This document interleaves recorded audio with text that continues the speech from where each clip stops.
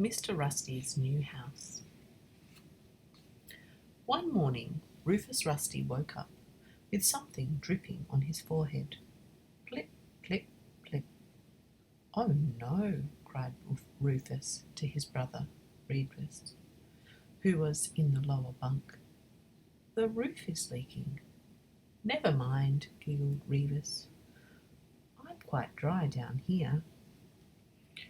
Rufus leaped out of his soggy bed and ran to tell his mother and father, but they were already running around with pots and pans trying to catch the rain, which was leaking into their bedroom.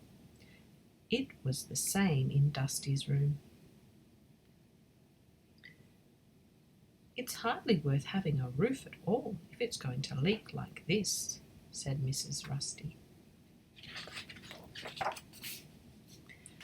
Eventually, Mr. Rusty managed to find enough pots and pans to catch all the drips. Then, after eating breakfast, he set off for work at the railway station, where he was the engine driver. As he left, Mr. Rusty closed the front door behind him, and it fell off. All day long, things went wrong for Mr. Rusty's. All day long, things went wrong with Mr. Rusty's house. Soot fell down the chimney, the windows stuck and wouldn't open when Mrs. Rusty fell through the floorboards, which had become rotten.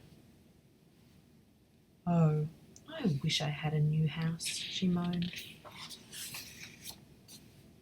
That night there was a terrible thunderstorm. Lightning flashed around the sky, and it rained cats and dogs.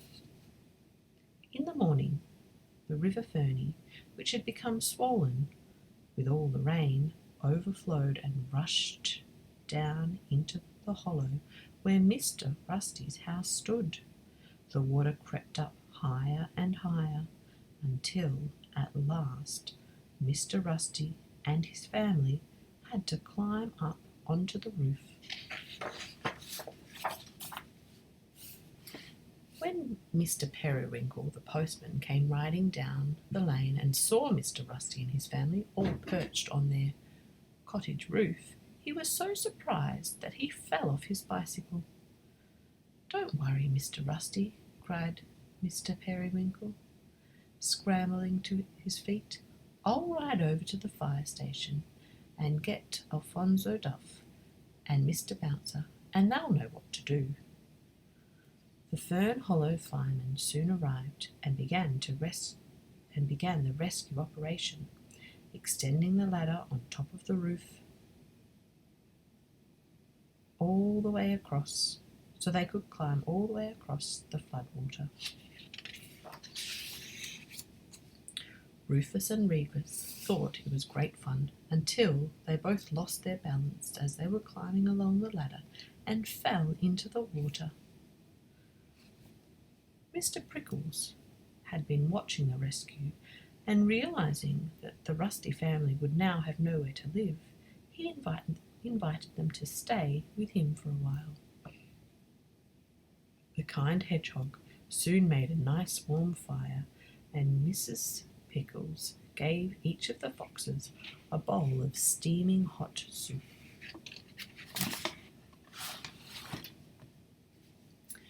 Later in the day, Mr. Rusty heard a lot of noise outside Mr. Prickles' house and went outside to see what was happening. A little further down the lane, Brock Gruffy and a few other animals had started to build Mr. Rusty a new house. Mr. Rusty set to work himself at once. There was plenty to be done: hammering and sawing, cement to make the bricks to lay. It was a lucky thing for Mr. Rusty and his family that they had so many good friends to help them. It took quite a long time to build the house, but each day a little more was done. The walls grew up and the roof was put on. The tiles were laid and the windows and doors were fitted. and at last Mr. Rusty's new house was finished. Of course, all the furniture from the flooded house was useless, but Mrs. Rusty's friends each gave her bits and pieces from their own homes, and Mr. Chips the woodman arrived with lots of tables, chairs, and cupboards which he had made. That night, Mr. Rusty held a housewarming party to thank all his friends for all their kind help. It was a very jolly party. The air around Mr. Rusty's new house was filled with the sound of singing and laughter, and the lights of the windows twinkled merrily in the darkness.